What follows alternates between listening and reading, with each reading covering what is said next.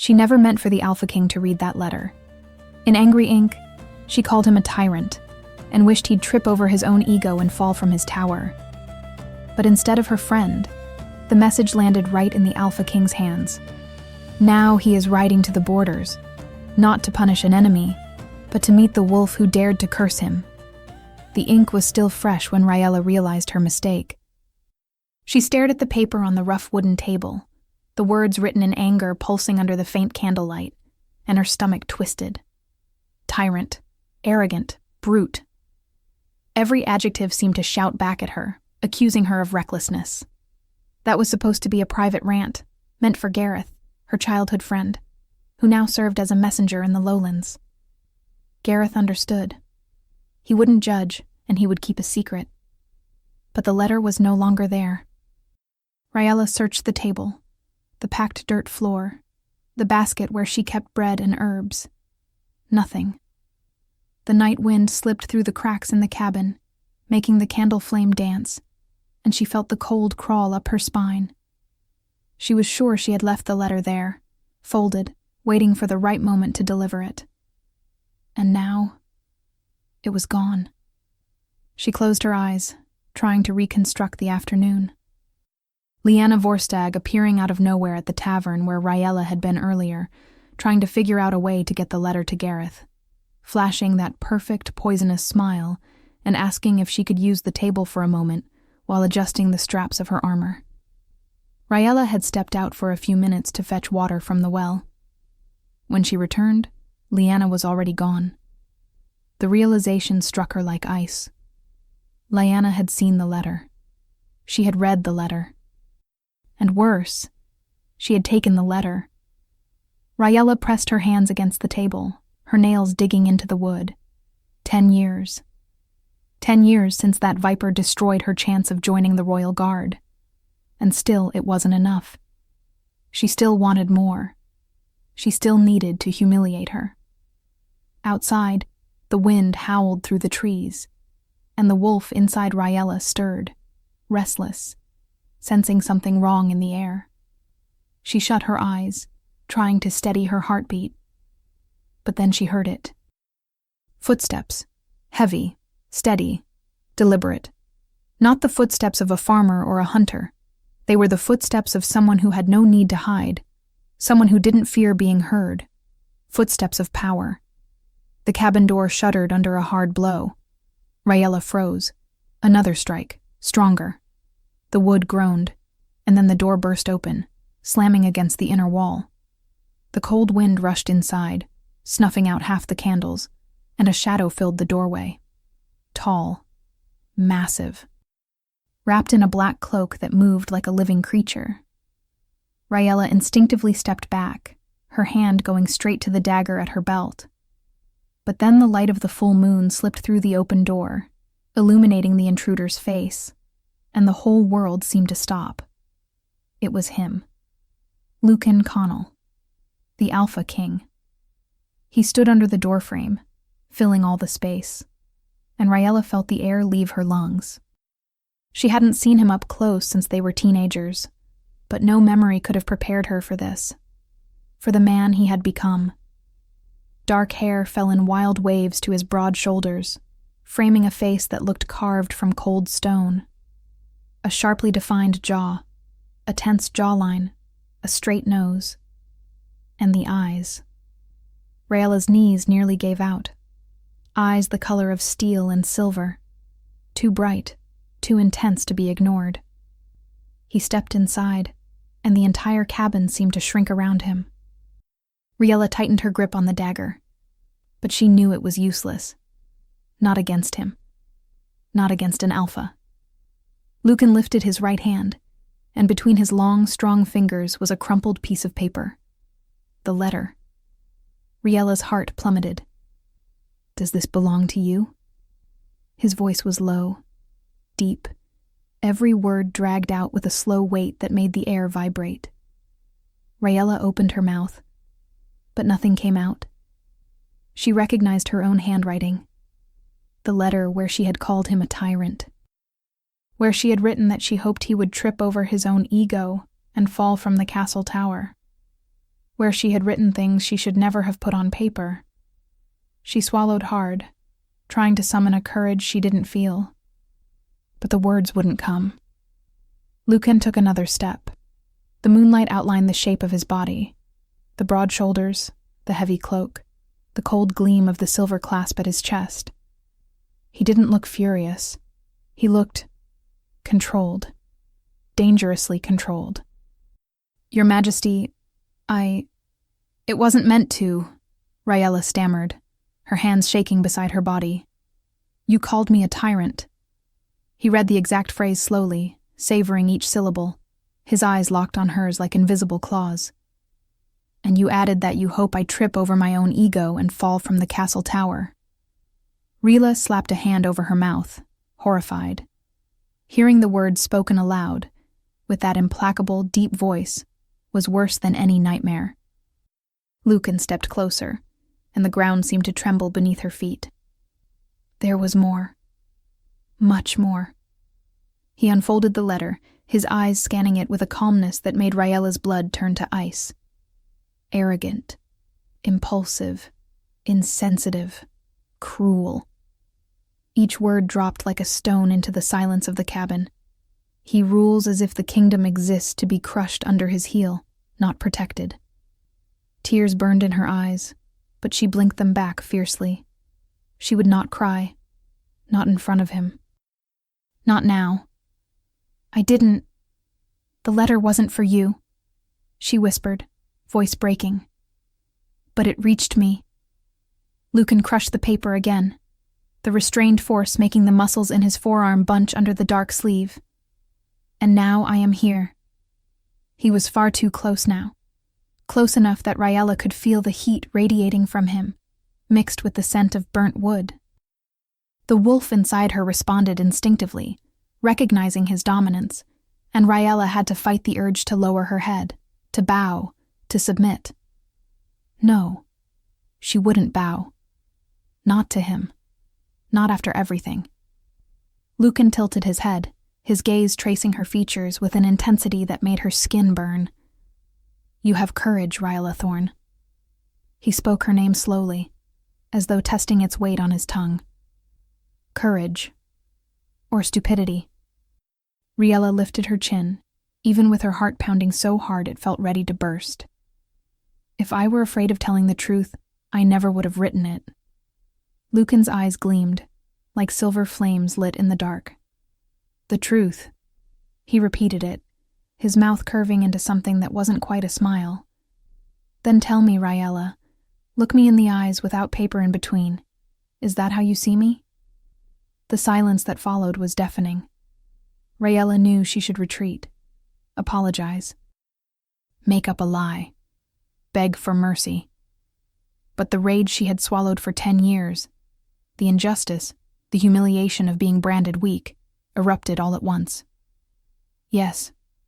The word came out firm, clear, without hesitation. Lucan didn't move, but the air changed. The space between them thickened, heavy, as if the storm outside had stepped into the cabin. "Yes?" he repeated, his voice still low, but now edged with a sharpness that hadn't been there before. "Yes." Raella stepped forward, defiant, even knowing it was madness. "You rule from afar.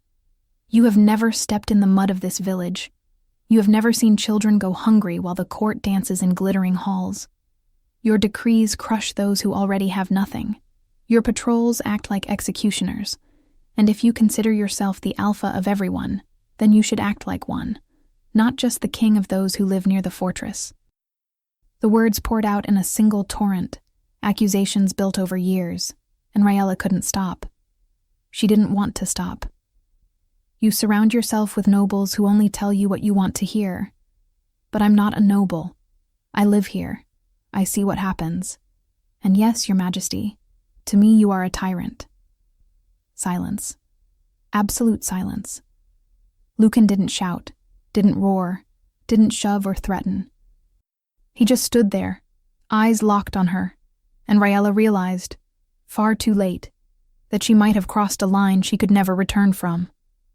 But then he did something unexpected. He stepped back. Not much. Just enough for the pressure to ease, for the air to move again. Interesting, he murmured, more to himself than to her. What? Rila whispered, confused. Lucan lifted his gaze, and there was something different in his eyes now. Something she couldn't decipher. No one has ever dared insult me like that, and survived long enough to explain it. Rila's stomach twisted. So, what are you going to do with me? Lucan remained silent for a long moment, his eyes still locked with hers, and Riela felt something shift in the air.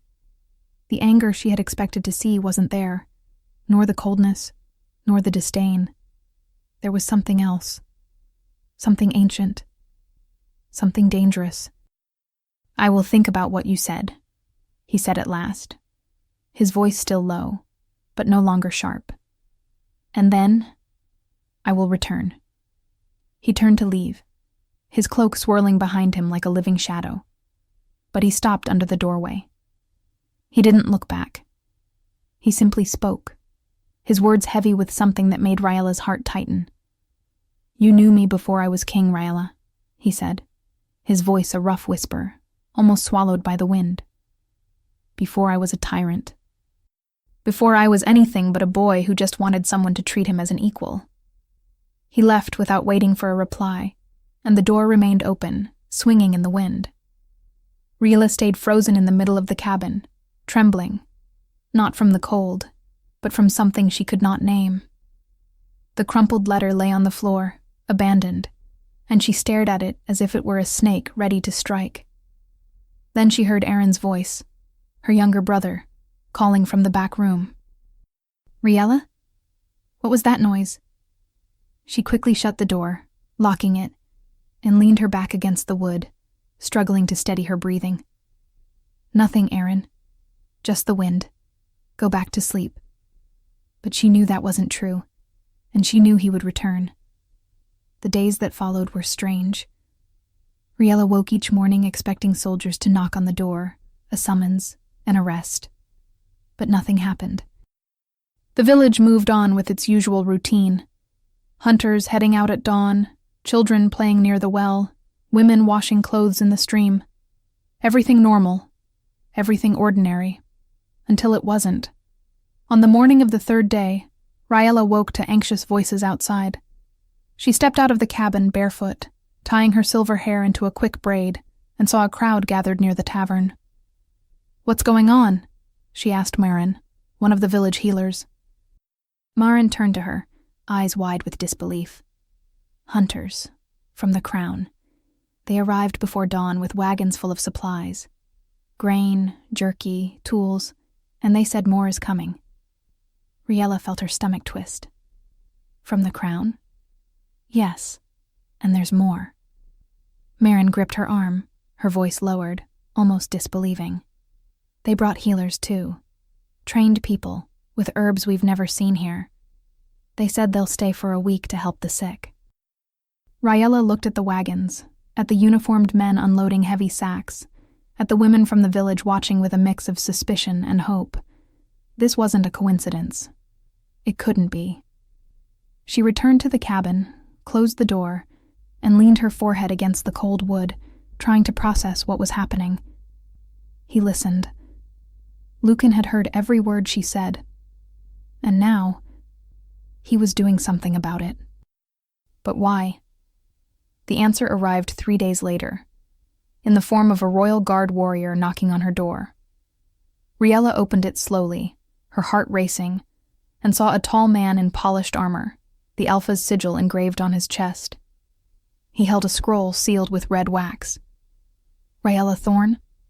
His voice was formal, impersonal. Yes. He extended the scroll. A message from the Alpha King. He demands your presence at the castle. Raela took the scroll with trembling hands, breaking the seal. The words were written in firm, elegant calligraphy. I want to know if this is enough. If you approve. If you still consider me a tyrant. Come to the castle at dawn. This is not a summons. It is an invitation.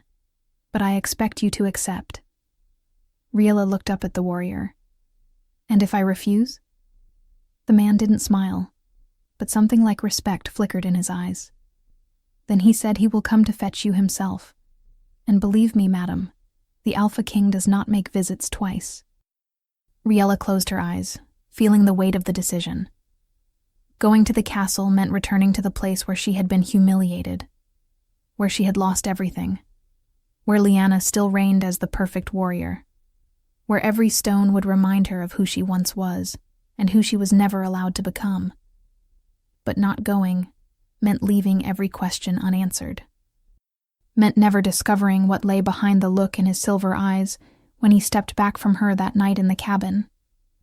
Riella opened her eyes and saw Aaron standing in the bedroom doorway, worried. "I'm going to the castle," she said, more to herself than to the warrior. "At dawn, then."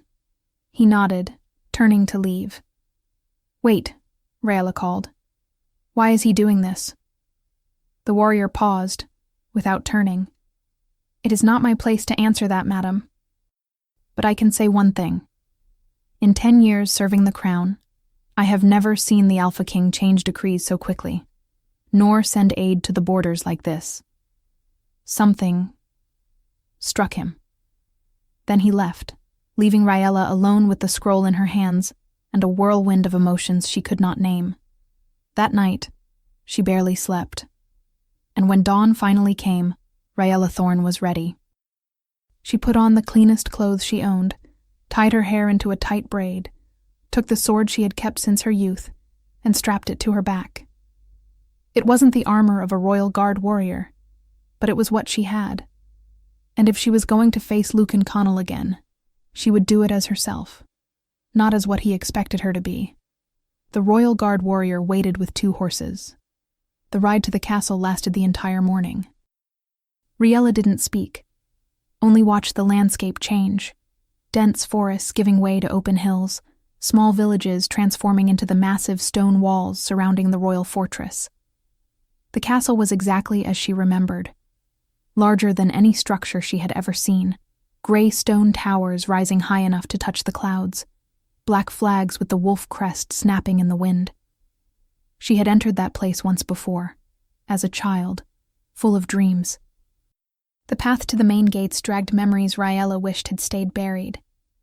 She had been only 8 years old when she first arrived at the castle together with other promising children from distant villages. Daughter of a simple warrior and a court healer, she bore what the elders called war blood, strength, speed, sharpened instinct. Rare qualities that made her the perfect candidate for the royal guard.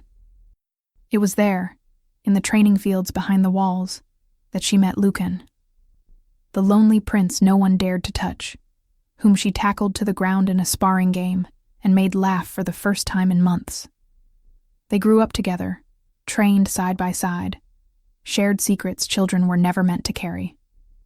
And it was there she met Lyanna Vorstag, too.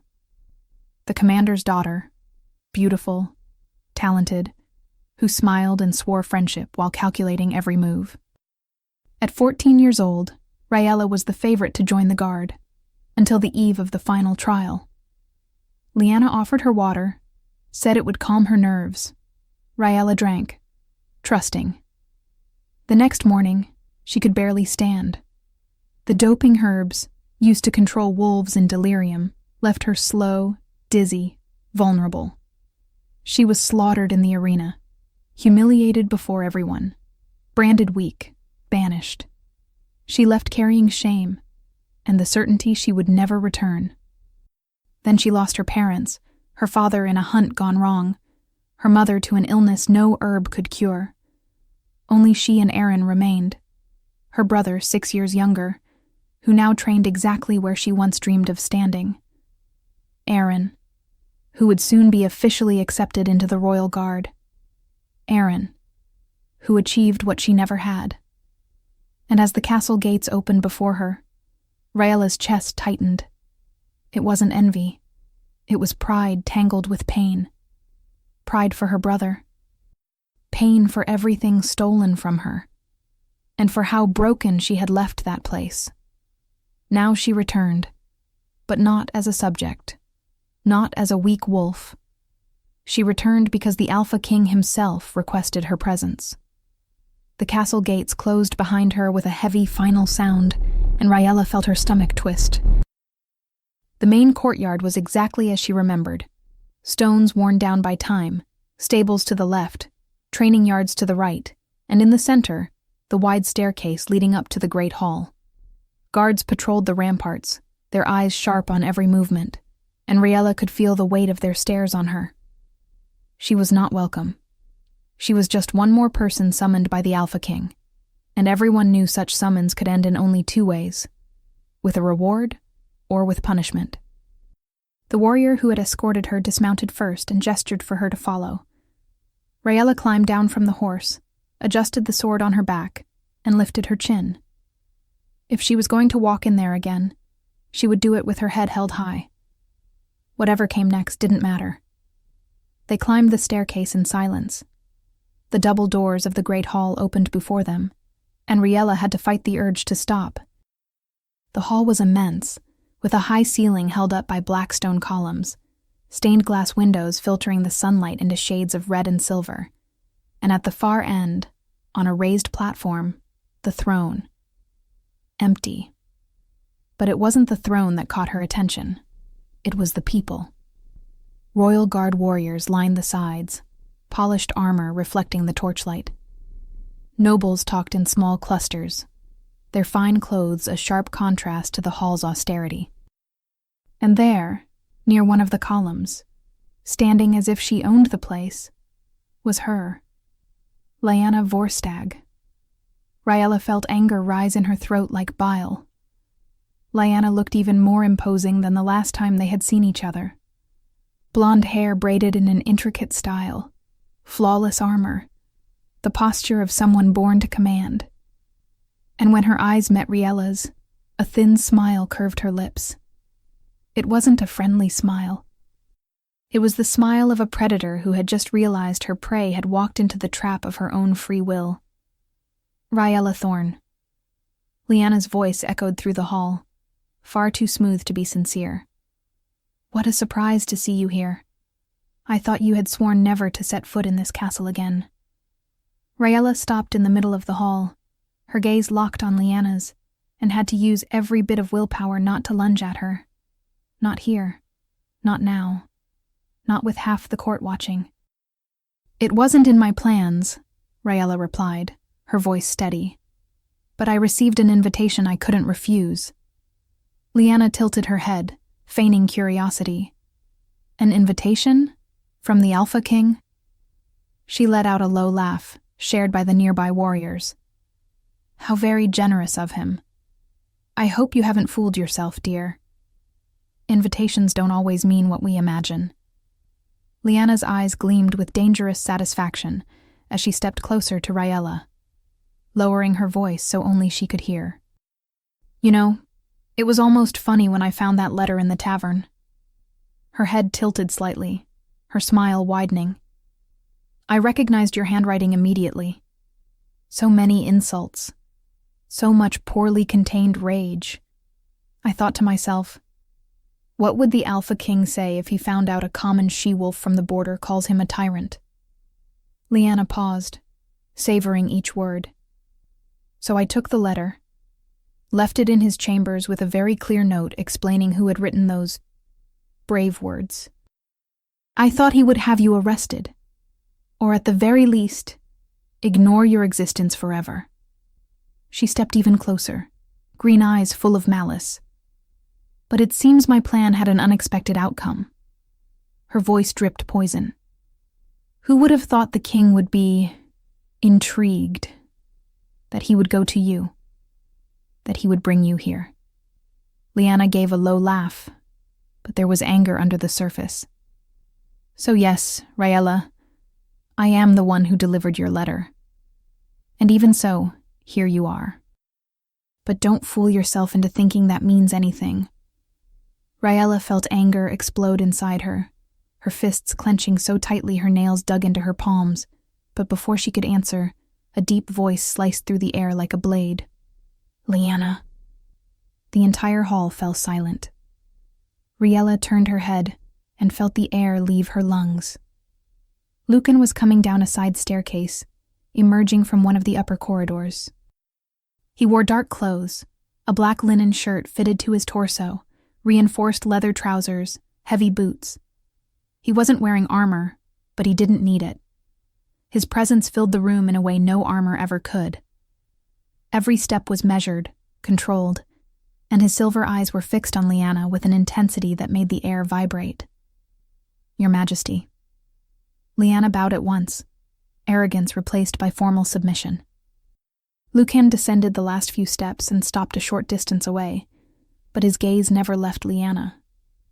"Rhaella Thorne is here at my request, as my guest." Each word dropped like stone into the absolute silence. If anyone treats her with anything less than respect, they will answer directly to me. Lyanna lowered her head, but Rhaella saw her jaw tighten, muscles bunching beneath pale skin. She was furious, but she wouldn't dare defy the Alpha King in public. "As you wish, Your Majesty," Lyanna murmured, then stepped back, disappearing among the warriors. Only then did Lucan turn to Rhaella, and when their eyes met, the world around them seemed to vanish. He studied her in silence for a long moment, his gaze taking in her face, the braided silver hair, the sword on her back. There was something different in his expression today. It wasn't the coldness from the night in the cabin, nor that tightly controlled tension. It was something else. Something deeper. Something that made Rhaella's heart beat faster. "You came," he said, voice low, almost surprised. "You asked," Rhaella replied, chin lifted. A faint smile touched his lips, but vanished before she could be sure it had really been there. "Come with me." He turned without waiting for an answer, and started walking toward one of the side corridors. Rhaella glanced around, feeling all the eyes on her, then followed. Because her only other option was to stand like a fool in the middle of the hall, and she would rather die than show weakness. They walked in silence down long corridors lit by torches that cast dancing shadows on the stone walls. Rhaella tried not to look at him, but it was impossible.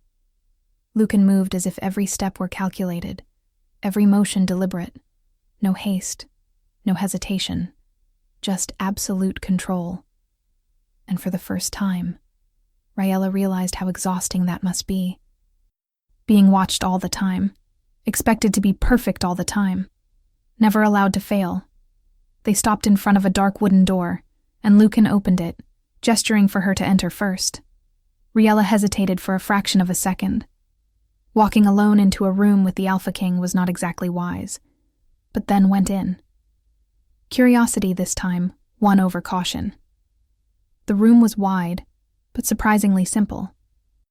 A large table covered in maps and scrolls, shelves crammed with books, a lit fireplace warming the space, and a single tall window looking out at the distant mountains. This wasn't a reception hall. It was a working room, the place where decisions were made. Lucan closed the door behind them, and Rhaella felt her heart speed up. He walked to the table, braced his hands on the wood, and stayed with his back to her for a long moment, broad shoulders tense under the dark shirt. Rhaella waited, not knowing what to say, not knowing what to do. Then Lucan turned, and his eyes found hers. "You asked me what I was going to do with you," he began, his voice low, controlled. "And I told you I would think about it." Rhaella nodded, not trusting her own voice. "I thought." Lucan took a step forward, closing the distance between them. "And I reached a conclusion." Rhaella held her breath. "You were right." The silence that followed was deafening. Rhaella blinked, confused, unsure she had heard correctly. "What?" Lucan took another step, and now he was far too close. Close enough that she could see the details in his eyes. The shades of silver, the darker flecks near the pupils, the intensity that made her inner wolf stir, unsettled. "You were right," he repeated, every word clear, without hesitation. "I hadn't set foot in the borderlands in years. I trusted reports, numbers, the words of advisors who never left this castle. I ruled from a distance, and that was a mistake. Ryla parted her lips, but no sound came. She hadn't expected that. Hadn't expected him to admit it. Hadn't expected him to agree. The supplies that arrived in your village? Lucan went on, his eyes still fixed on her. They were the first of many. I ordered patrols to ride through every frontier settlement, healers to be sent out, taxes to be temporarily reduced. But it's not enough. I know that. Because no matter how many changes I command from here, from inside these walls, I'm still far away. I'm still removed. Ryella felt something tighten in her chest. There was pain in those words, pain buried under layers of control, but still there, pulsing just beneath the surface. Then why don't you go? She asked, her voice coming out softer than she had intended. Why don't you visit the villages more often? See things with your own eyes? Lucan let out a short, humorless laugh. Because a king who leaves the castle for too long is seen as weak. Because rival factions are waiting for any opening to strike. Because nobles who smile to my face are ready to drive a blade into my back the moment I show vulnerability. He paused, his eyes narrowing. This kingdom has been in a silent war for a decade, Ryella, and I am the only one keeping it from falling apart. If I leave, everything collapses. Ryella studied him in silence, seeing for the first time the weight he carried. It wasn't just the crown. It was the entire kingdom, the lives, the impossible choices, the loneliness of being the one person responsible for everything. Then tell me this. Lucan took another step, now so close that she had to tilt her head back to keep looking into his eyes. What would you do in my place? If you were the one sitting on that throne, responsible for thousands of lives, with enemies lurking in every shadow, what would you do? Ryella swallowed hard. The question wasn't rhetorical. He genuinely wanted to know. He truly expected an answer. She hesitated, searching for the right words. I would choose someone I trust. Someone who knows the borders, who lives there, who understands what the people need. And I'd give that person the authority to act in my name, to solve problems before they reach the throne. Lucan tilted his head slightly, his eyes gleaming with something that looked like approval. Someone you trust. Yes. Someone who isn't afraid to tell you the truth, even when it hurts. Ryella felt her heart race, because she knew exactly where this was going. Yes. Lucan fell silent for a long moment, just looking at her, and then, slowly, he extended his hand. Then stay. Stay in the castle. Stay as an advisor. Someone who speaks for the people of the border. Someone who isn't afraid to stand against me. Ryella looked at his outstretched hand, at those long, strong fingers, and felt the world tilt around her. He was offering something far beyond forgiveness. He was offering purpose, a voice, power.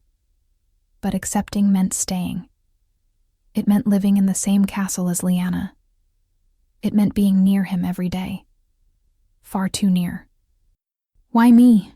She asked, her voice barely above a whisper. Why not some other village leader, or a loyal guard? Lucan didn't answer at once. He kept his hand extended, his gaze locked on hers with an intensity that made the air hum. Because you were the only one brave enough to call me a tyrant. And because... He paused, and something softened in his expression. Something dangerous. Because I never forgot you, Ryella. And I would trust you with my life with my eyes closed. Her heart stopped. The memories surged back in a rush. 2 teenagers running across the training fields. Shared laughter. Glances that lasted a beat too long. His hand gripping hers when she fell during practice. His smile when she knocked him down for the first time. The way he looked at her as if she were the only real thing in a world of protocol and pretense. He remembered. Lucan remembered everything. Riella slowly reached out, and when her fingers touched his, a shock ran through her entire body. Her wolf roared inside, recognizing him, and she knew. In that instant, she knew. She had crossed a line she would never be able to uncross. "I'll stay," she said, her voice steady despite the storm inside her chest.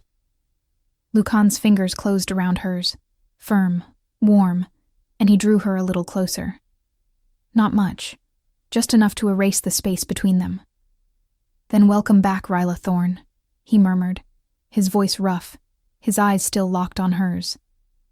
"This time, no one is going to drive you out." Rila felt something crack inside her, something hardened by years of pain and rejection, and in its place, something new began to grow. Something she knew she shouldn't allow, but that it was already too late to stop. Because the Alpha King didn't see her as a weak wolf.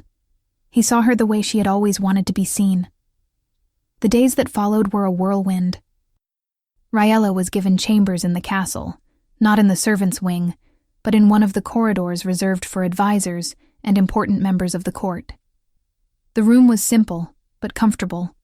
A wide bed with thick linens, a desk by the window, a chest for her few clothes, and a fireplace that kept the cold at bay. It was more than she had had in years, more than she had ever thought she would have again. But comfort had a price. Lyanna watched her the way a hawk watches wounded prey.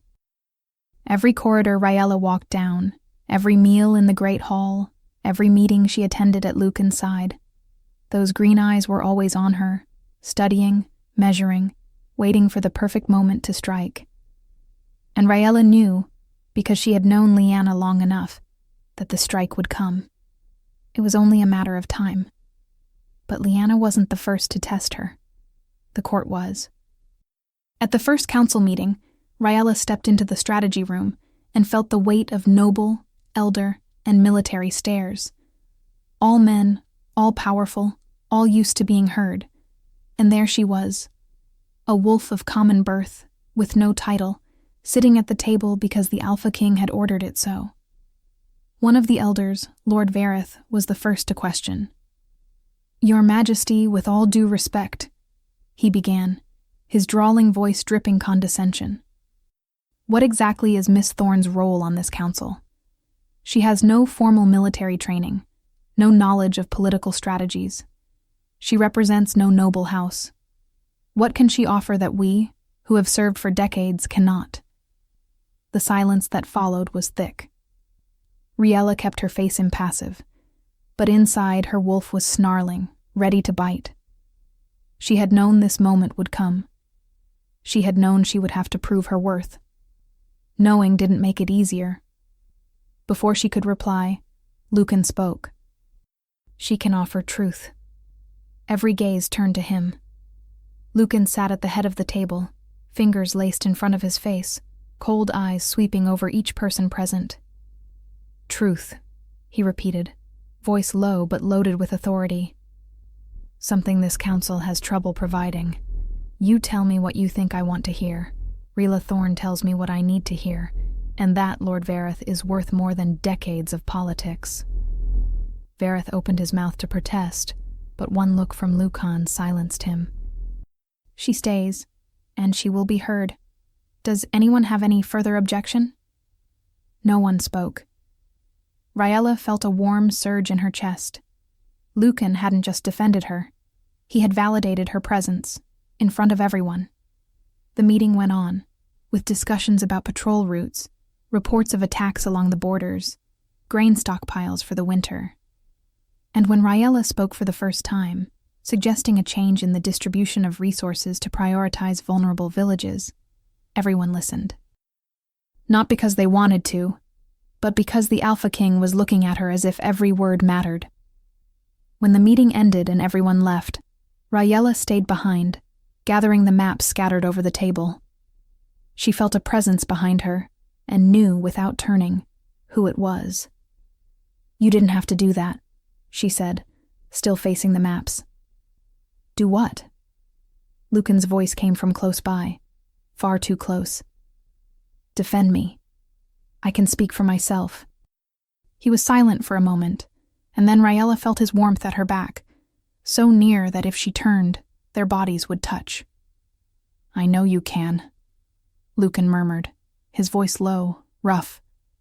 "But that doesn't mean I'll stand by and let them humiliate you. Not when I can stop it."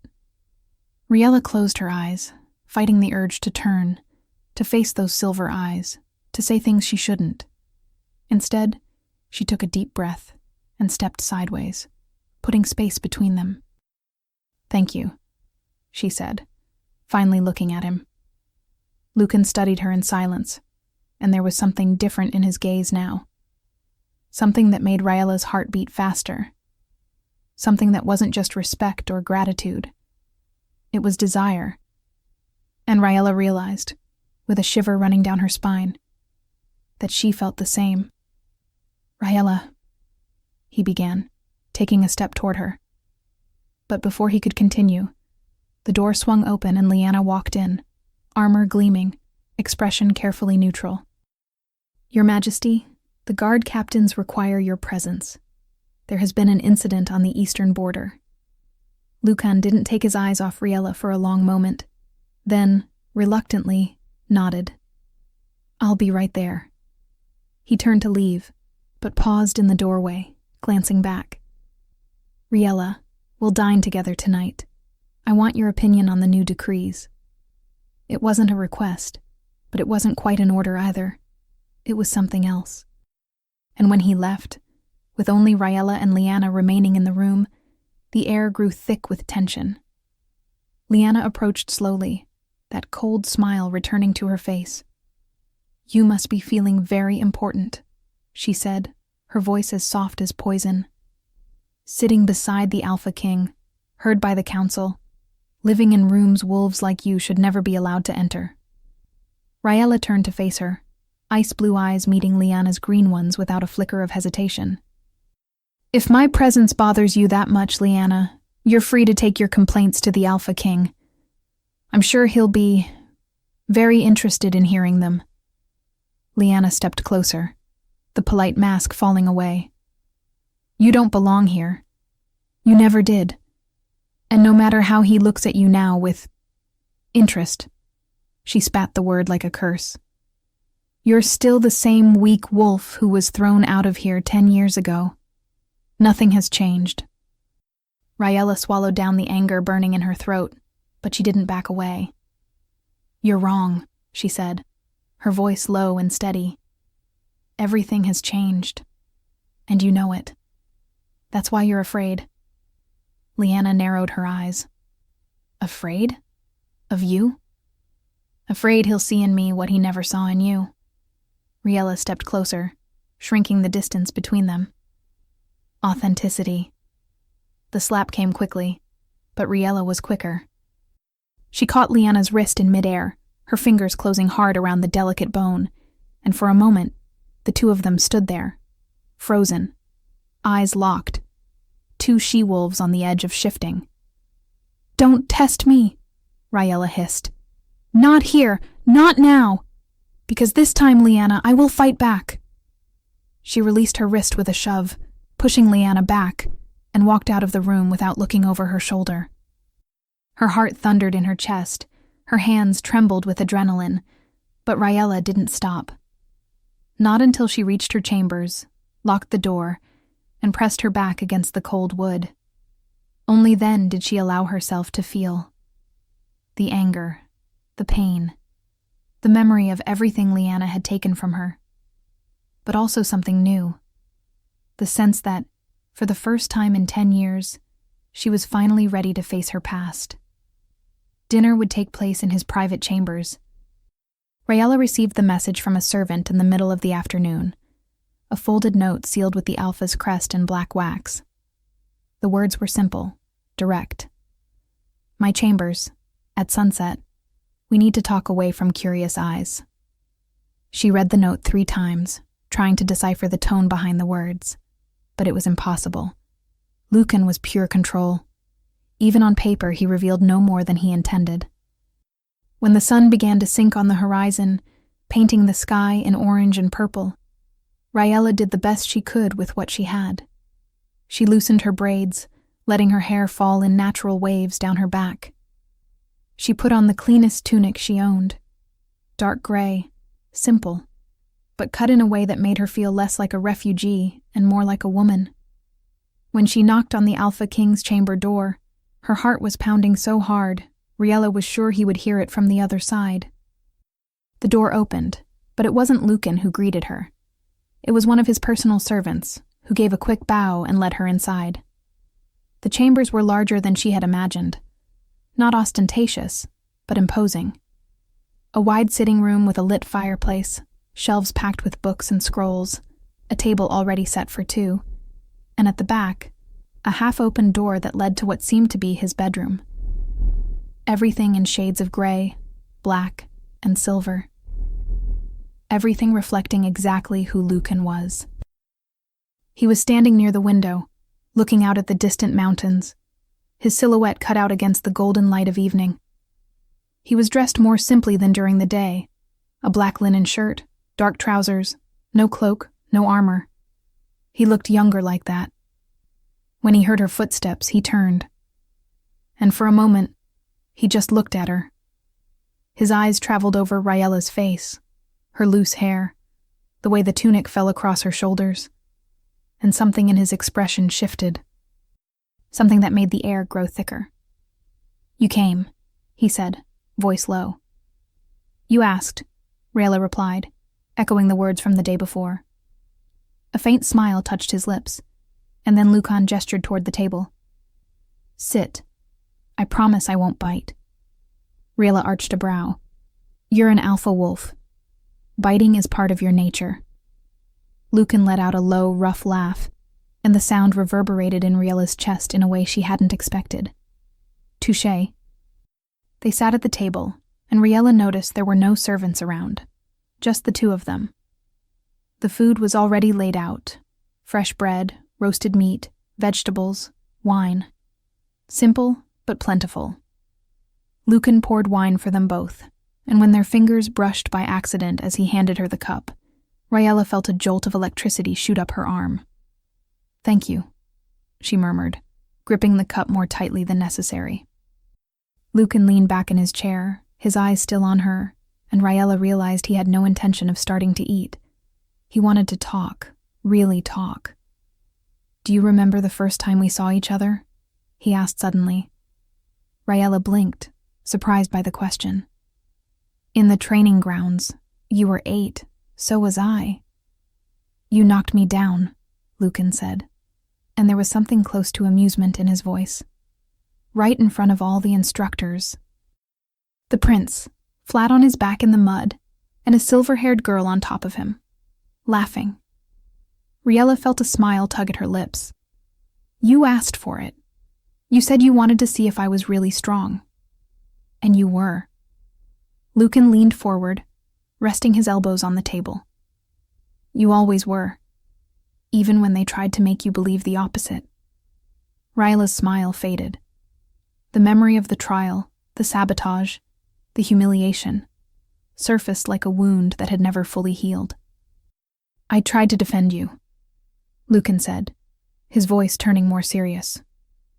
"That day, when they threw you out, I went to the masters, to the elders, demanded they give you another chance. But my father..." He paused, his jaw tightening. "My father said a prince does not interfere in merit trials. That if I helped you, it would look like weakness, favoritism. And back then, I still obeyed." Raella felt something squeeze tight in her chest. He had tried. All these years she had thought he simply hadn't cared. "I didn't know," she said, her voice softer than she intended. "How could you?" Lucan replied. "You left before I could explain. And when I tried to find you afterwards, you were gone, vanished into the forest. And my father died 6 months later. Suddenly I was king. And everything fell apart around me." There was pain in those words. Pain he hid beneath layers of control, but it was there, pulsing just under the surface. Raella reached across the table without thinking and touched his fingers. Just for a second. A small gesture, but one that meant everything. "You did what you could," she said. "You're still only a man, Lucan, not a god. You can't save everyone." Lucan turned his hand, catching her fingers before she could pull back, and held on. Firm. Warm. "But I should have saved you." The silence that followed was charged. Heavy. Full of unspoken things. Raella looked at his hand wrapped around hers, at the long, strong fingers, the small scars marking his skin. Marks from battles, from training, from a lifetime serving a kingdom that never gave him rest. "You didn't owe me anything," she said at last. "We didn't owe each other anything." Lucan lifted his gaze, and the intensity in his eyes made Raella's heart stop. "You're wrong."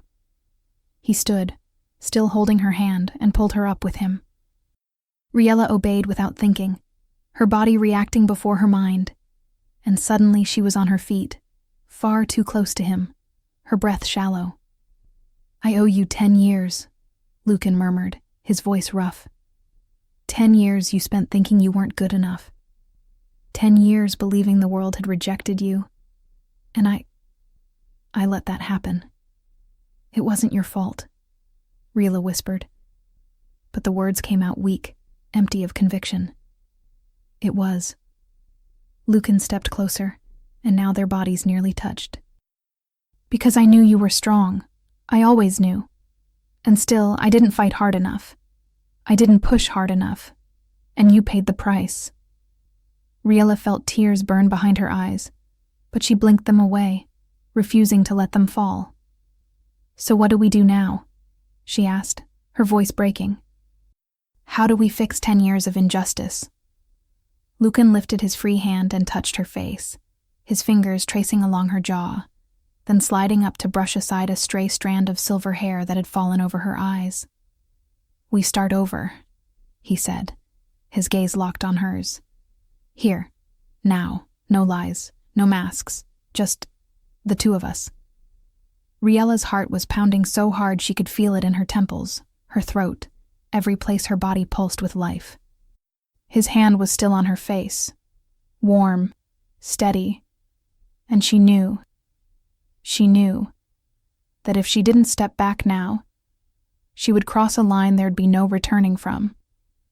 But she leaned very slightly into his touch, eyes closing for a fraction of a second. And when she opened them again, she saw something shift in Lucan's expression. Something wild. Something that made the wolf inside her recognize the wolf inside him. And then, with visible effort, she pulled away. She took a step back, and the distance between them came back to life. "We should eat," she said, her voice coming out more jittery than usual, "before it gets cold." He nodded, not trusting himself, and they returned to the table. In the days that followed, Raella proved her worth in ways even she hadn't expected. When a conflict broke out between two neighboring villages over hunting rights, she was the one who proposed a solution that satisfied both sides, dividing the territory by season instead of by fixed borders. The elders were impressed. Lucan was proud. When the grain stock reports were presented to the council, it was Raella who noticed the discrepancies in the numbers. Someone was skimming supplies. The investigation that followed exposed a corruption scheme that had lasted for years. 2 minor nobles were stripped of their positions. The kingdom recovered enough provisions to feed 3 villages through the winter. And when a delegation from an allied pack arrived to negotiate trade terms, Raella was the one who suggested including an exchange of knowledge, healers teaching one another, blacksmiths sharing techniques. The proposal was accepted enthusiastically, and the alliance was strengthened in ways simple trade never could have achieved. With each sound decision, each problem solved, Raella felt the court's respect for her grow, not from everyone, but from many, and that was enough. But what truly changed everything were the moments alone with Lucan. They worked together now, Private meetings in his chambers, poring over maps, discussing strategies, planning reforms. And with every meeting, the tension between them grew, became almost tangible. There were the accidental brushes. His hand grazing hers while reaching for a scroll, her shoulder bumping his arm as they leaned over the same table, each tiny, insignificant touch that left trails of heat lingering for hours. There were the looks, glances that lasted a heartbeat too long, looks that said things neither of them dared to speak aloud. And there were the silences, moments when words weren't necessary, when simply existing in the same space was enough. When Raella could see past the crown, past the title, and glimpse the man he hid from everyone else. But Lyanna saw everything, and Lyanna was never going to just stand by. The opportunity came during a public training session of the Royal Guard. It was tradition for the Alpha King to watch training once a month, evaluating the warriors' progress, and the whole court attended.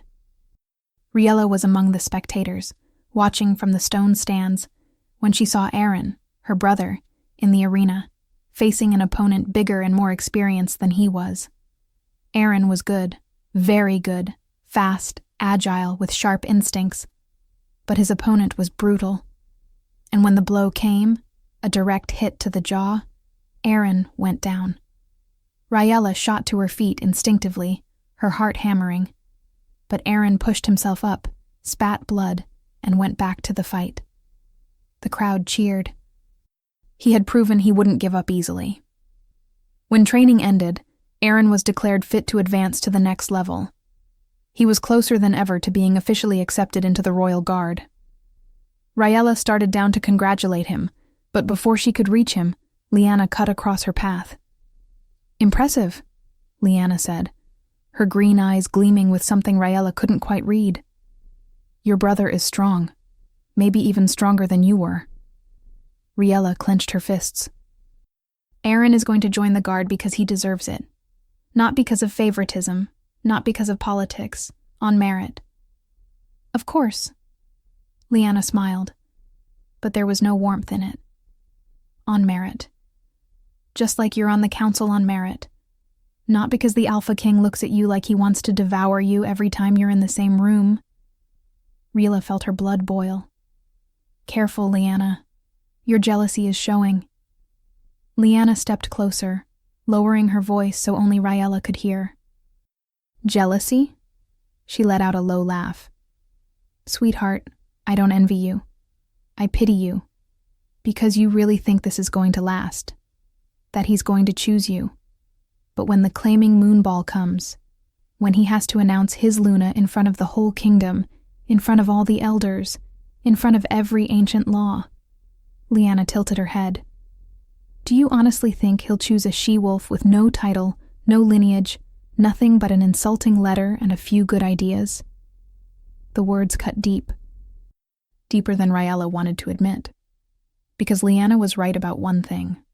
The moonball was coming. And tradition weighed more than desire. Politics weighed more than feeling. And Raella had nothing that made her worthy in the eyes of the kingdom. "Are you done?" Raella asked, her voice cold, controlled. "For now." Lyanna smiled and moved away, leaving Raella alone with thoughts she didn't want to face. That night, Raella couldn't sleep. She stayed awake, staring out the window at the moon slowly waxing in the sky, knowing that in less than 2 weeks it would be full. And on the full moon, the claiming moon ball would take place. Everything changed the next day. Raella was in the inner gardens of the castle, a rare pocket of quiet surrounded by high walls and ancient trees. She needed to think. She needed silence. She found neither. "Running from me?" The voice came from behind her, deep, familiar.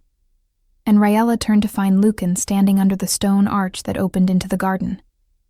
He wore only a shirt and dark trousers, no cloak, no armor, and he looked tired. More tired than she had ever seen him. "No," she replied. "Just thinking." Lucan walked toward her slowly, his eyes studying her closely. About what? Raella hesitated. She didn't want to lie, but she wasn't sure she had the courage to tell the truth. About the moon ball. Lucan stopped a few steps away, his expression tightening slightly. What about it? The whole court expects you to choose someone this year, and that it will be Lyanna, Raella said, the words spilling out before she could stop them. She's perfect on paper, strong, trained of noble blood. She fits every expectation, and She paused, swallowing the frustration threatening to spill over. I don't fit any of them. Lucan was silent for a long moment, simply looking at her, then took another step forward. You think I care what the court expects? You should, Rila replied. You're the king. Your choices matter to everyone. And choosing someone like me, she made a vague gesture, would be seen as weakness. Lucan let out a short, humorless laugh. Weakness, he repeated, as if the word itself were absurd. Raella, you are the strongest person I know, and I'm not talking about physical strength. I mean the strength to survive when everything was taken from you. The strength to return to a place that humiliated you. The strength to stand up to me when anyone else would have bowed. He stepped closer. Close enough now that Raella could feel the heat radiating from his body. If I choose you, it won't be out of charity. It won't be out of nostalgia. It'll be because you are the only one who sees past the crown. The only one who challenges me. The only one who makes me want to be better. Raella's heart thundered, his words echoing inside her like distant thunder. And if the kingdom doesn't accept it?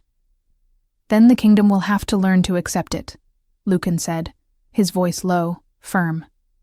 Because I am not letting politics decide who I spend the rest of my life with. Raella opened her mouth to answer, but no words came. There were no words for what she felt in that moment. Only a whirlwind of emotions she couldn't name. Lucan raised a hand and touched her face, his fingers sliding along her jaw the same way they had that first night at dinner. You still haven't figured it out, have you, Raella? He murmured, his silver eyes burning with intensity. You've always been the choice. Always. And then he leaned in.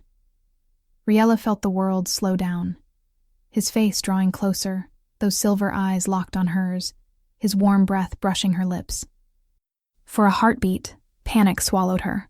All the doubts, all the fears, every voice inside screaming that she wasn't worthy, that she didn't deserve this, that she wasn't ready. She pulled back, turning her face at the last second. But Lucan didn't let her go. The hand on her face slid to the back of her neck, his fingers tangling in her silver hair, firm, possessive. His other hand found her waist, pulling her back to him, erasing whatever distance she'd tried to create. Why are you running from me? His voice was hoarse, thick with frustration, and something deeper. His silver eyes burned into hers, demanding truth. Do you feel nothing for me? Or are you lying to yourself? Raella gasped, her hands pressed against his chest, feeling his heart pounding beneath her palms. As hard as hers, as fast as hers. The words died in her throat. Say it. Lucan hauled her even closer, their bodies now completely pressed together. No space, no escape. Look me in the eyes and tell me you feel nothing. I do feel. The words burst out of her before she could stop them, anger and desperation tangled together. Of course I feel. But that doesn't change anything. It changes everything. And then he kissed her. It wasn't gentle. It was intense, urgent, desperate, as if all the years of separation, all the pain, all the frustration had been condensed into that single moment. His mouth claimed hers with a hunger that made the world vanish, and Raella couldn't resist. Not when every cell in her body was screaming for this. Not when the wolf inside her recognized his in a way that went beyond reason. She surrendered. The hands that had been on his chest slid upward, fisting in his shirt, dragging him even closer as if she could fuse their bodies into one. His hand on the back of her neck tightened, tilting her head to deepen the kiss, and Riella let out a low sound against his mouth. Lost. Utterly lost. Lucan drove her back until her spine met the cold stone of the garden wall, but the contrast between the chill behind her and his heat in front only made everything sharper. He pressed her against the stone, his larger body caging hers completely, dominating. The kiss deepened. His hand moved from her waist to her hip, squeezing, and Riella arched into him, a sound tearing from her throat she hadn't known she could make. It was too much. When they finally broke apart, both were breathless. Lucan didn't step away. He rested his forehead against hers, eyes closed, his ragged breathing warming her lips. "Say again that you feel nothing," he murmured, his voice hoarse, wrecked. "Say this means nothing." Riella shut her eyes, tears burning, her heart split between what she wanted and what she believed she deserved. "It's not about what I feel," she whispered, her voice cracking.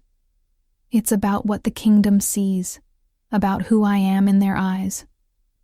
Lucan pulled back just enough to look her in the face. "And who do they see?" "The weak she-wolf who was thrown out of here 10 years ago." The words came out bitter, raw. "Someone who doesn't deserve to stand at your side. Someone who—" "Enough." Lucan cupped her face in both hands, forcing her to meet his gaze. "Enough believing the lies they put in your head. Enough letting the past define who you are now." "But that's how they see me," Riella insisted, the tears finally spilling over. "And until I prove them wrong, until I show them I'm more than that girl humiliated in the arena, I can't accept this. I can't accept you." Lucan closed his eyes, his jaw clenching, and Riella saw pain flash across his features. "You think I care what they think?" he asked, his voice low, wounded. "You think their judgment weighs more than what I feel for you?" "It's not about what you feel." Riella touched his face, her fingers trembling. "It's about what I need to feel. I need to know I've earned my place, that I deserve it, that I'm not here out of mercy or out of childhood memories." Lucan opened his eyes, and there were so many emotions in them Riella could barely stand it. "Then what do you want from me?" he asked, and there was desperation in the question. "What do I have to do for you to believe me?" "Nothing," Riella said, stepping away from him, putting distance between them because if she stayed close, she'd fall apart. "This isn't about you. It's about me. About what I need to prove, to the kingdom, to myself." She turned to go, but his voice stopped her. "Then prove it." Riella froze, not looking back. "What?"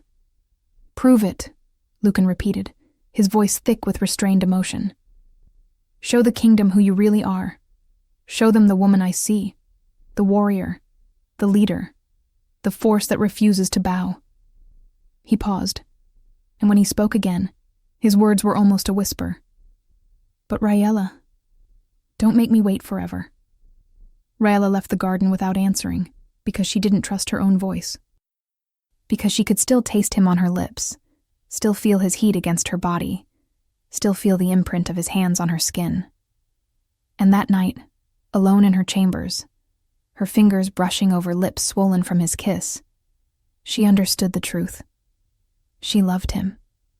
She loved Lucan Connell in a way that went beyond attraction, beyond nostalgia, beyond any logic.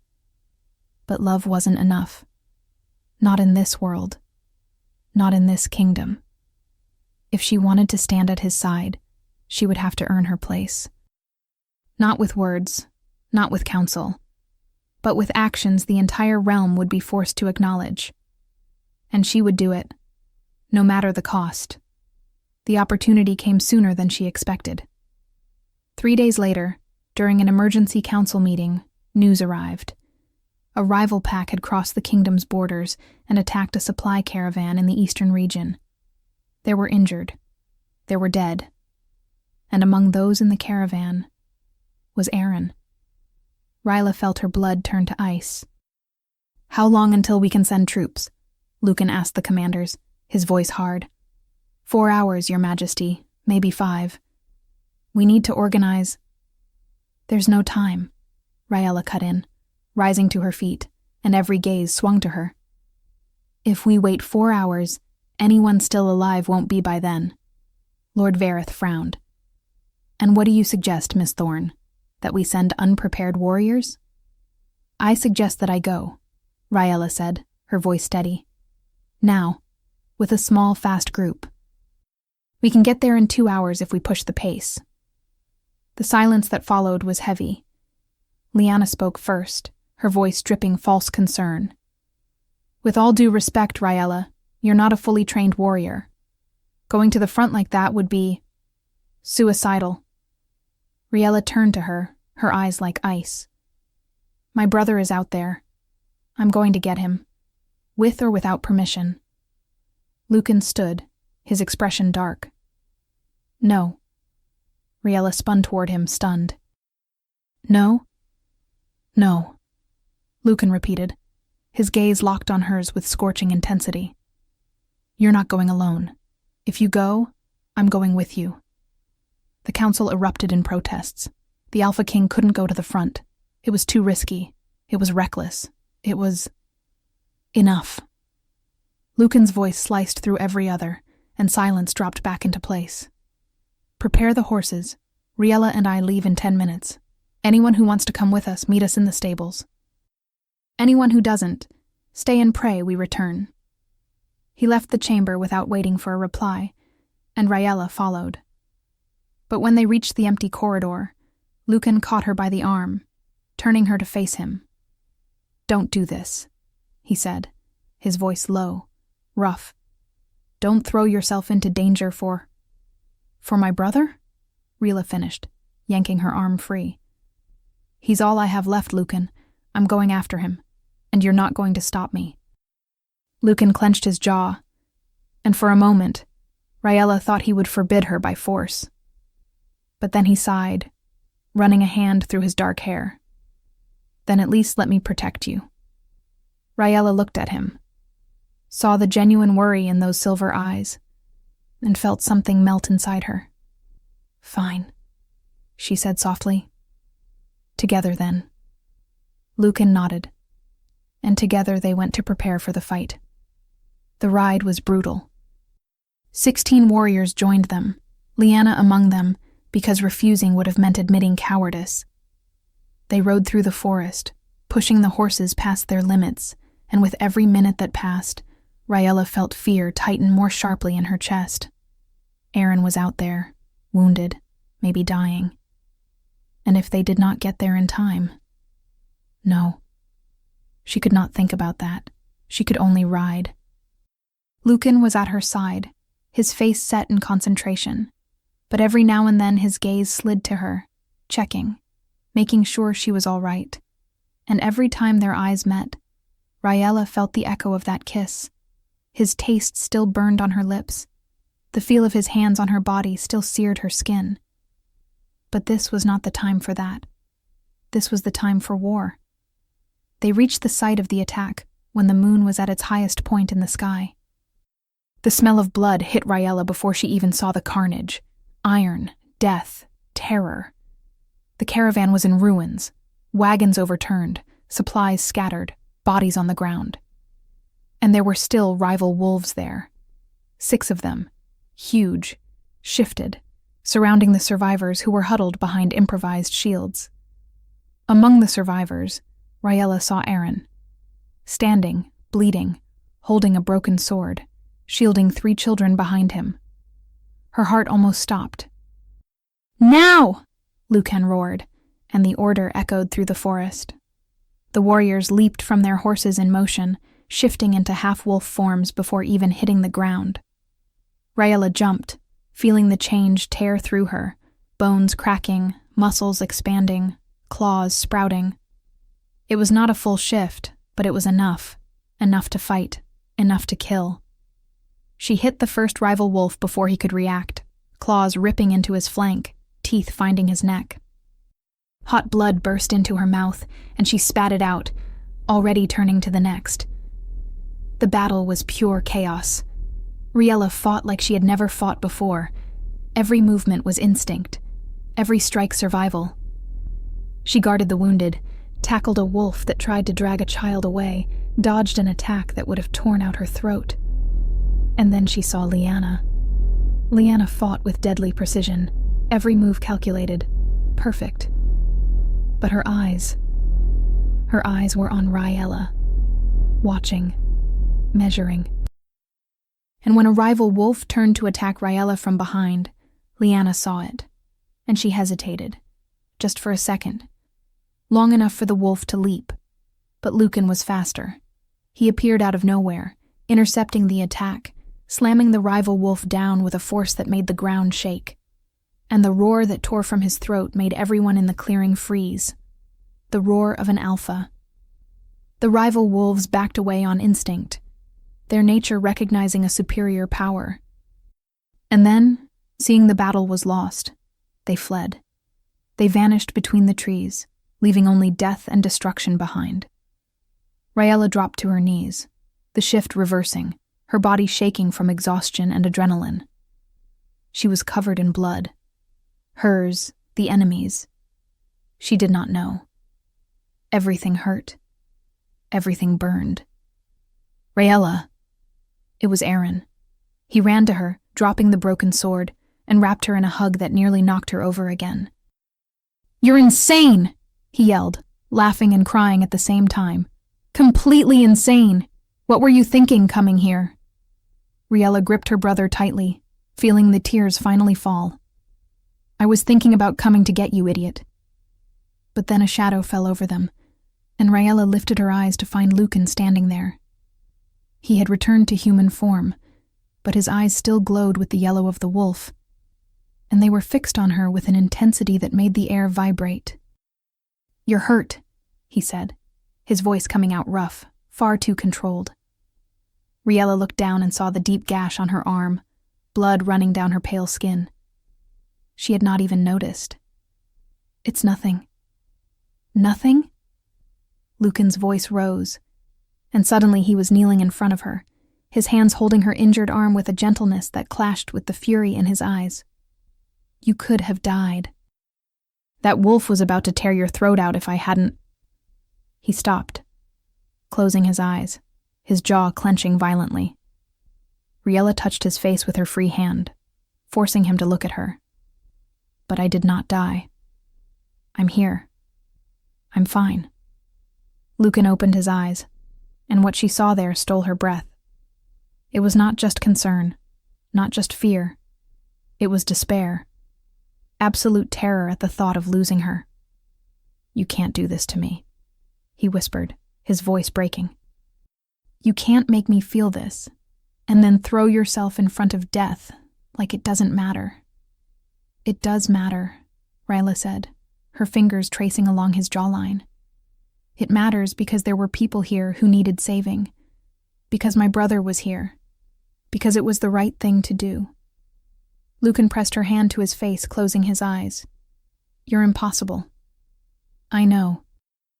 And then, right there, in the middle of the carnage, surrounded by wounded warriors and terrified survivors, Lucan leaned in and rested his forehead against hers.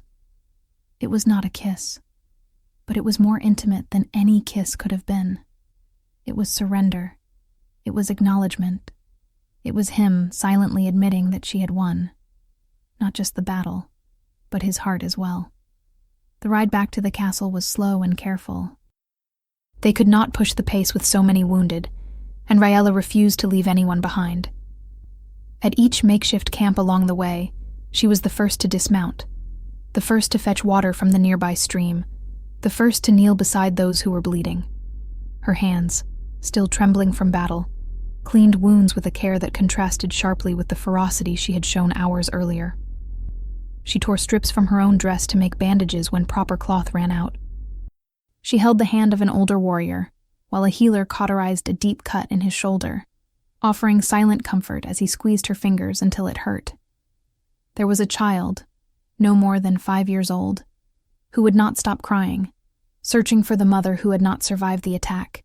Raella gathered her into her arms, cradled her against her chest, and walked with her for hours until the crying turned to sobs, and the sobs to restless sleep.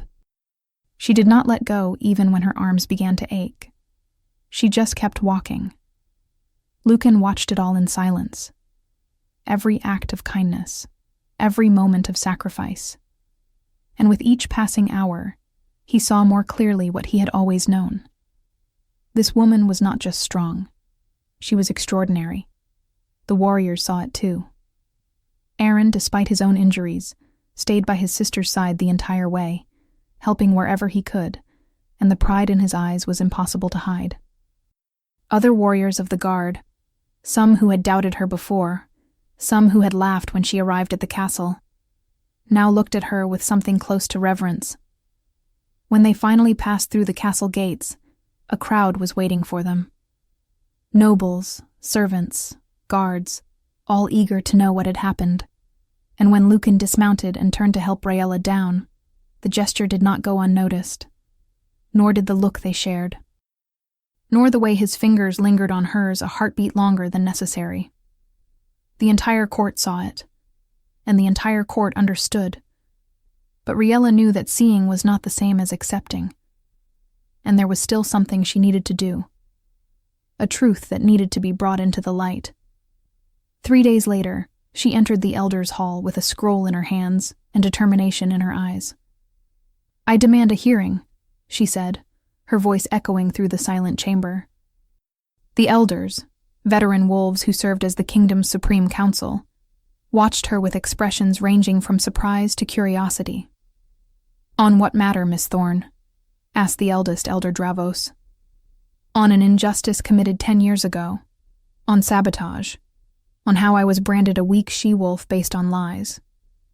The silence that followed was absolute. Raella unrolled the scroll, the testimony of a healer who had served at the castle at the time, who had seen Lyanna preparing the mixture of dopant herbs, who had been too afraid to speak back then, but who now, seeing Raella's return, had found the courage. There was more. Records of herbs that had gone missing from the infirmary on the exact eve of the trial. Witnesses who had seen Lyanna near Raella's quarters that night. Piece by piece, Raella laid out the puzzle that had shattered her life a decade before. And when she finished, the chamber was in an uproar. Lyanna was summoned. She denied everything at first, but when confronted with the evidence, when other warriors began to step forward with their own suspicions, the mask cracked, then shattered completely. "She didn't deserve it," Lyanna screamed, all composure gone. She was nobody, daughter of nobody, and he looked at her as if she were everything. The entire hall froze. Lucan, who was present as a witness, stepped forward, his eyes cold as ice. "So you admit it.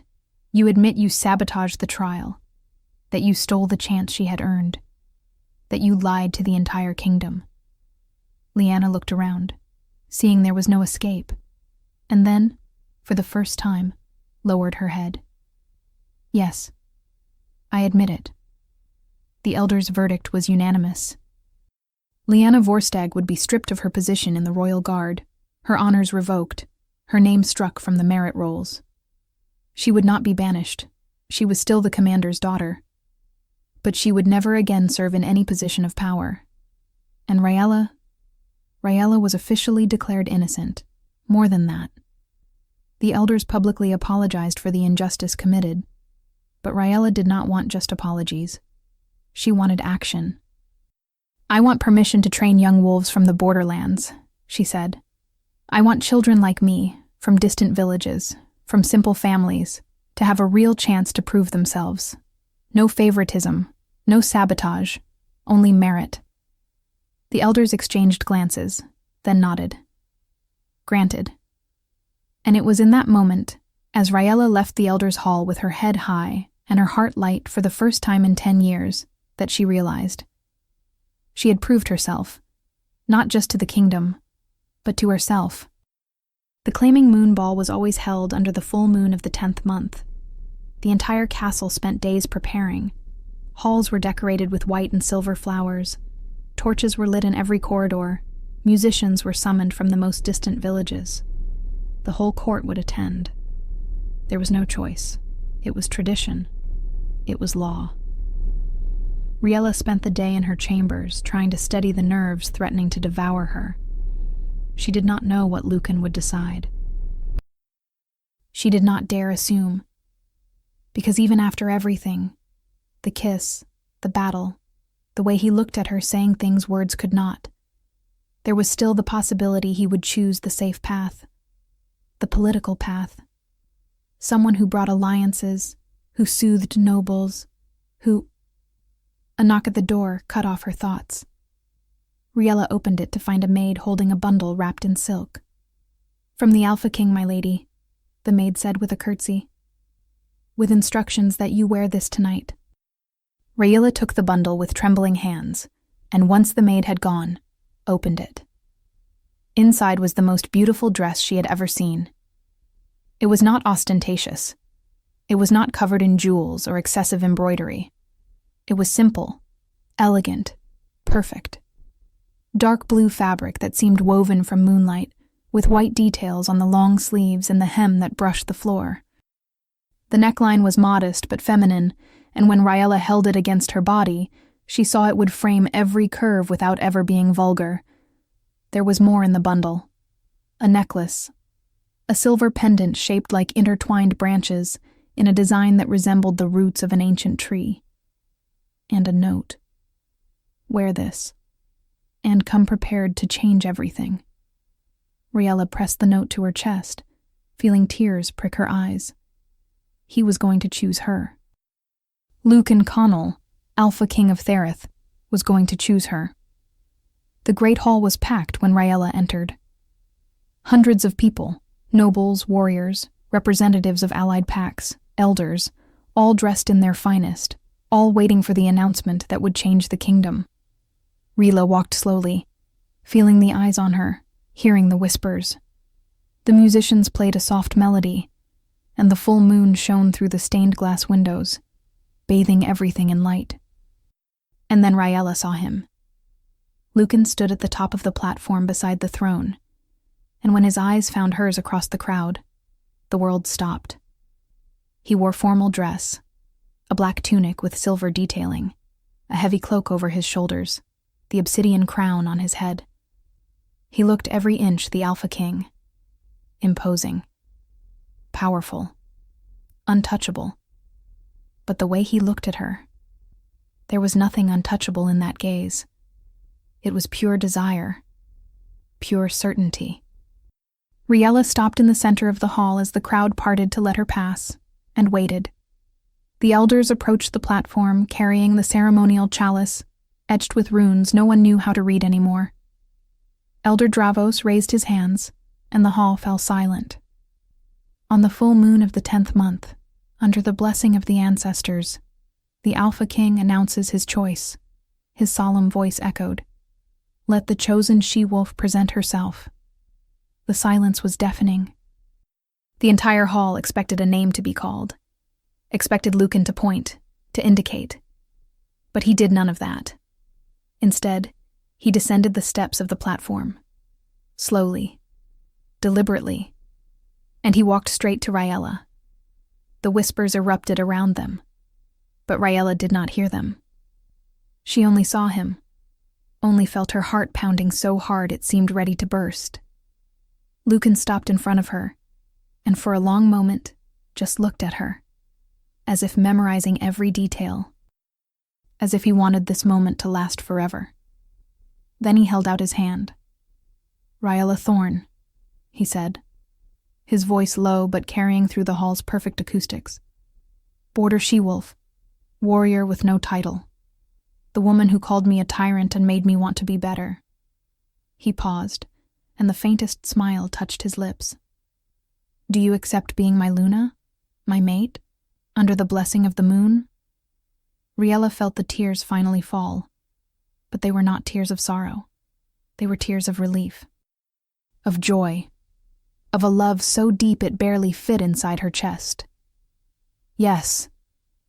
The word came out clear, steady, without hesitation. She took his hand, and when their fingers intertwined, she felt something shift in the air. Lucan drew her gently toward the platform, and together they climbed the steps. The elders were waiting, and Elder Dravos raised the chalice. May the moon bear witness. May the ancestors bless. May the bond be sealed. He offered the chalice first to Lucan, who drank, and then to Raella. The liquid was bitter, burning on the way down, but she drank without flinching. Then came the rite of claiming. Lucan turned to her, and all lightness vanished from his features. His expression was pure gravity now, pure reverence. "Raella," he said, his voice low enough that only she could hear. "This is the moment. If you step back now, no one will judge you. But if you go on, there is no turning back." Raella raised her eyes to his, seeing not the king, but the man. The boy she had known as a child. The only one who had ever truly seen her. "I don't want to turn back," she whispered. And then, before the entire kingdom, Raella tilted her head to the side, baring her neck. The sacred place. The spot where the mark would be made. It was the most vulnerable gesture a she-wolf could make. It was surrendering completely, not out of submission, but out of choice, out of love. The whole hall held its breath. Lucan cupped her face in his hands, his thumbs brushing her cheekbones, and for a moment he simply looked at her, as if making sure, as if giving her one last chance to run. But Raella did not move away. Instead, she leaned into his touch, closing her eyes, trusting. And then Lucan leaned in. The bite was firm, solemn, ritualistic. It was not brutal, but it was not gentle either. It was exactly what it needed to be. A mark that would last forever, visible to anyone who looked, declaring to the entire world that she belonged to him just as much as he belonged to her. Raella felt the sharp pain, but along with it came something else. Power, heat, the feeling of something rushing through her veins, binding her to him in a way that went beyond the physical. Their wolves intertwined, recognizing one another, merging in a bond even death could not break. When Lucan pulled back, there was blood on his lips, and the mark on her neck glowed under the moonlight. The Alpha's mark, the mark that declared her Luna. The hall erupted in roars of approval. Wolves of all ages, of all ranks, acknowledging the bond, accepting it, celebrating it. But Raella saw only him. Lucan wiped the blood from his lips with his thumb and then, with a tenderness that contrasted with the intensity of the moment, leaned in again. This time, it was not a bite. It was a kiss. Soft, deep, triumphant. A kiss that sealed not just their union, but the rebirth of two lives that had waited far too long to find each other again. The crowd roared even louder, but Raella barely heard it. She was lost in him, in his taste, his warmth. The absolute certainty that this was exactly where she had always been meant to be. When they finally broke apart, Lucan rested his forehead against hers, his eyes closed, a real smile, the first she had seen in so long, curving his lips. "Welcome, Luna Raella," he murmured, "my wolf." Raella smiled through her tears.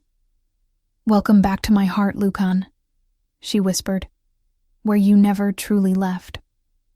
And as they turned to face the kingdom together, hands entwined, Raella saw something she would never forget.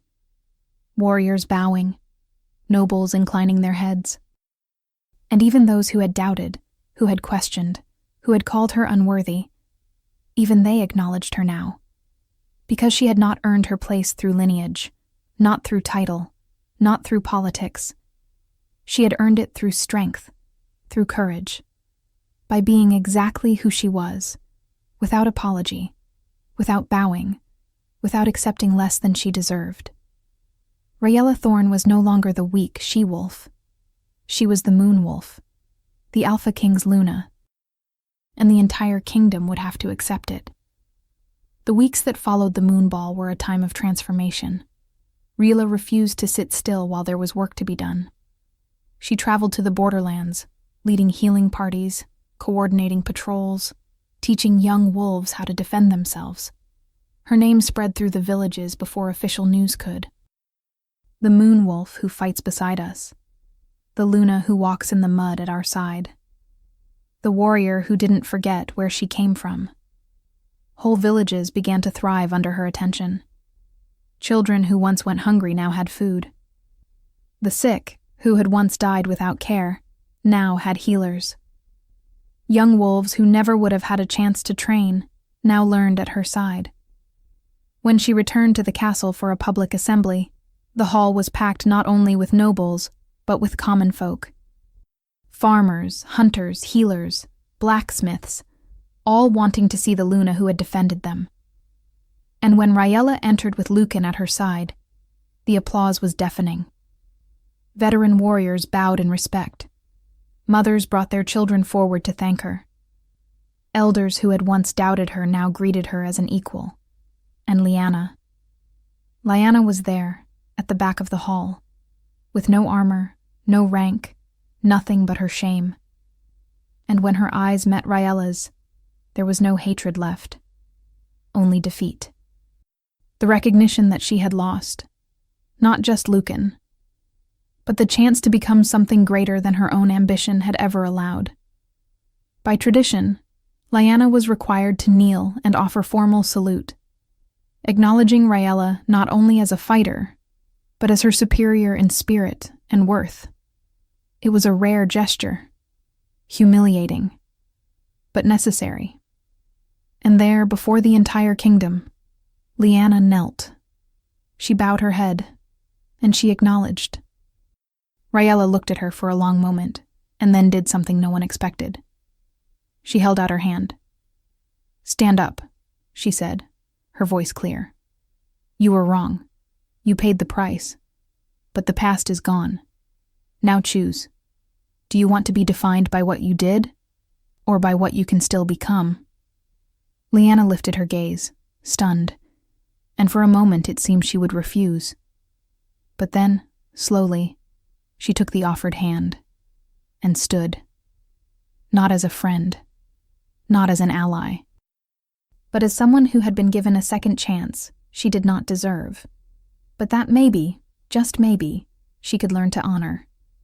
That night, Raella was on the private terrace of the royal chambers, staring up at the stars, when strong arms wrapped around her waist from behind. "What are you thinking about?" Lucan murmured against her neck, his lips brushing the mark he had left there. Raella leaned back into him, feeling the warmth of his body envelop her completely. "About how everything has changed. About how 6 weeks ago I was in the forest alone, taking care of Aaron, with no idea that I had always loved you." Lucan finished, turning her gently to face him. Raella lifted her eyes to his, so full of emotion she could not name it out loud. "Yes, that." Lucan smiled, that real, rare smile he wore only for her, and cupped her face with tenderness.